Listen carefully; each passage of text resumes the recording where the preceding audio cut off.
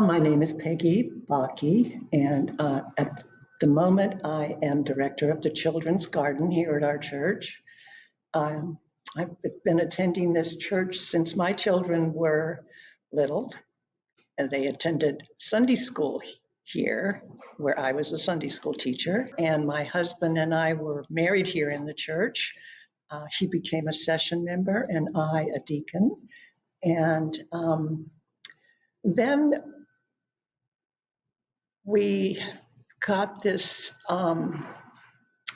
Christian education teacher who was absolutely wonderful, and she started a children's story time program, which my husband had passed away in 2011, and this was in 2012 that they started this program.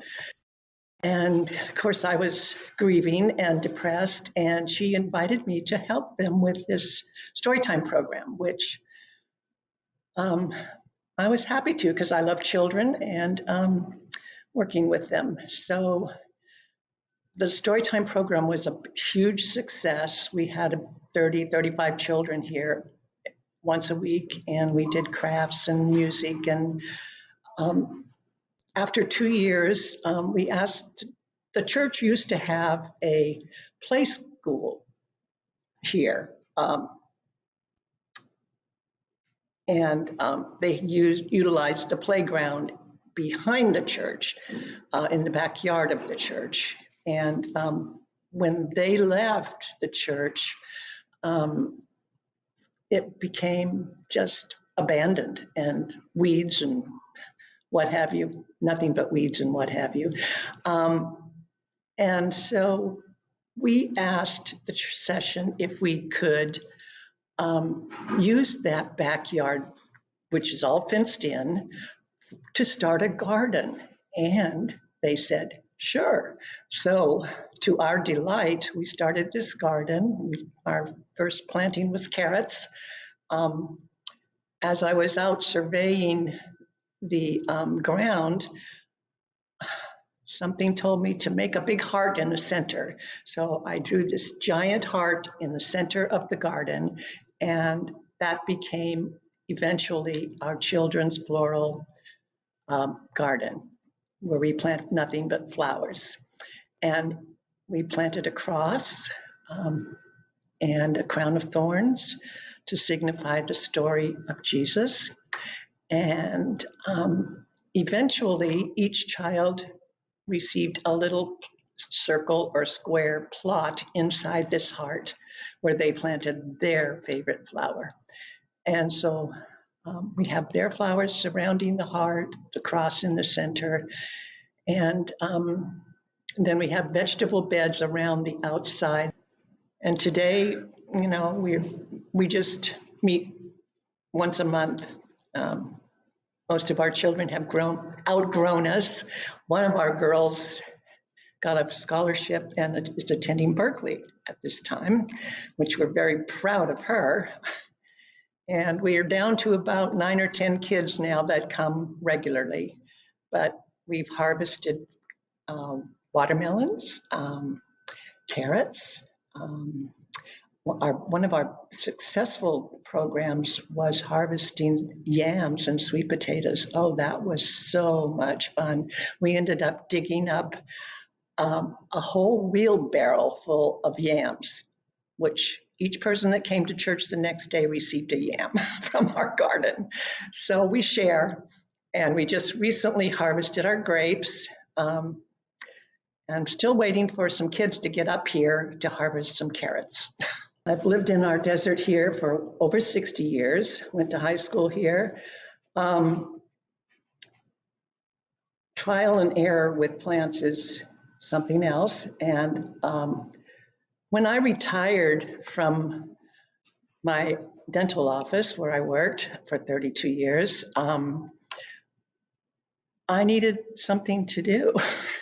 And so someone mentioned that they were taking a master gardener class. And so I said, that sounds like a winner. I'll try that because I love gardening. I love the beauty of the flowers and the fact that you can grow your own fruits and vegetables. And when my husband passed away, I spent a whole year just designing and planting a rose garden in our front yard. And then the Rose Society asked me to be the president of the Rose Society. So I was president of the Rose Society for 2 years, 2012 to 14. And then after that is when I joined the Master Gardener Program, class of 2019. And it's just been such a delight and a joy, actually, because they keep you so busy.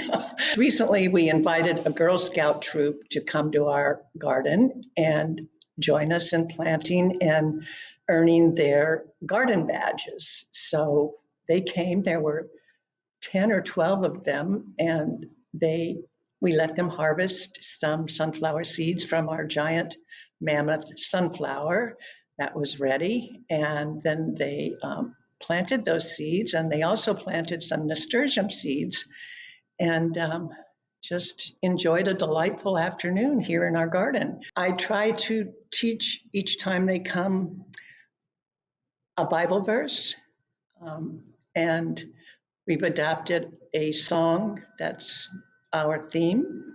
I've got the joy, joy, joy, joy down in my heart. So I'm not a good singer, but that song moves me because I choose joy. And I try to teach them to choose joy and to enjoy the beauty of the world, because there is so much beauty out there if you just open your eyes and look. As far as moving and starting a new garden, it's like a new creation. It's going to be a venture, a journey. And I think that instead of having the low-based raised beds, we do have a couple of the raised beds that are waist high, so that you don't have to bend down, because most of us are getting older, and the children like it too because it's right at their height. So we do have a couple of those in our current garden, which we can move to the new garden. And we still have our garden tower, which is an amazing feature. It spins around and it has pockets to plant things in all around it, plus the worm composting center, which is ideal because worm tea is the best food ever for gardening. But the plants love it, the flowers love it. I mean, it's just amazing, and we thank God that the congregation was so kind to buy that for us. And so that will be moved, as well as the 2 raised beds, and we'll go from there. I'd love to see a couple of trees planted. So we'd like to invite you all to join us at the All Peoples Presbyterian Church at our new location on Day Palm Drive, just a little bit from Dinah Shore, right on the corner of Dinah Shore, not exactly on the corner, but down a couple spaces. It's going to be nice. They're in the process now of remodeling it and making it into a little church. And you can go to our website, www.allpeoplespc.org, and check it out. Check out all the things they're planning to do. And if you have children, we definitely want you to come and join us, because we're going to start this new venture, and it's going to be beautiful, hopefully, with God's guidance and